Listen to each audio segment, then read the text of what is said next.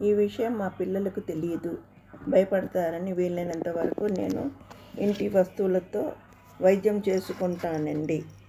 ఇది ముఖ్యంగా రాస్తున్నాను. నేను అనుభవించి దానికి పరిష్కారం నేనే ఆలోచించి చేసుకున్నది.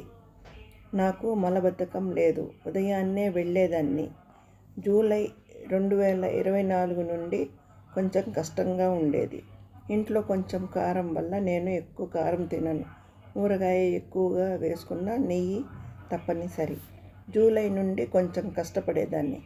ఆగస్టు 15 అలా కష్టపడి వెళ్ళిన విపరీతమైన దుర్గంధం, మరి నల్లపు కాకపోయినా నల్లగా వచ్చేది. మా టైలరింగ్ మేడం శోభా గారి అల్లుడు మలద్వారం దగ్గర క్యాన్సర్ వల్ల చనిపోయారు. చాలా మంచి మేడం మాకు. ఆవిడ నేను అడిగాను, ఈ సూచనలు చెప్పింది. నాకు చాలా భయం వేసింది. 5 రోజులుగా నా గదికి తనిగా స్నానం గది ఉంది. ఏమి చేయాలి అని ఆలోచించాను. నేను గోపురం పసుపు ఆముదం పూస్తూ వచ్చాను కొన్ని రోజులు. ఆ తర్వాత కొబ్బరి నూనె లేక ఆముదం మాత్రం మలం పోయే వద్ద పూశాను. ఈ సెప్టెంబరు నెల 4న అర్ధరాత్రి 3 గంటల మూత్రానికని లేచి వెళ్ళాను. నాకు చక్కెర వ్యాధి ఏమీ లేదు. అయినా ప్రతి రాత్రి 3-4 సార్లు మూత్రం వెళతాను. ఆ రోజు అలానే వెళితే మూత్రం వెళ్ళాక చివర విపరీతమైన లోపల రాయినంత బాధ వేసింది. కొంచెం వెలుతురు ఉంటుంది. నేను లైట్ వేసుకోను. రెండవసారి అలానే బాధ వేసింది. లైట్ వేసి చూస్తే చివరన రక్తం 2 చుక్కలు పడింది. చాలా భయం వేసింది.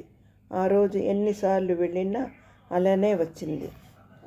ఆలోచించి స్నానం అయ్యాక నడుం దగ్గర ఎత్తుగా తలగడ వేసుకొని మూత్రద్వారంలో 5-6 చుక్కలు, మలం ద్వారం 5-6 చుక్కలు కొబ్బరి నూనె మధ్యాహ్నం రాత్రి రోజు 3 సార్లు వేసుకున్నాను. మొదటి రోజు కొంచెం తగ్గింది. ఇప్పుడు నొప్పి లేదు, రక్తం పడలేదు. అలా అని మానేయలేదు. ఎప్పుడు బాగా తగ్గినా 10 రోజులు వాడాలి. దానివల్ల మంచి ఫలితాలు ఉంటుంది. ఏదైనా ఫలితం 10-15 రోజులకు కానీ తెలియదు. ఓపికగా వాడాలి. ఇప్పుడు మానకుండా ప్రతిరోజు ఒకసారైనా కొబ్బరి నూనె ఆముదము పూసుకున్నాను. మరి నాకు భయం వల్ల కంటిన్యూ చేస్తున్నాను. Thank you.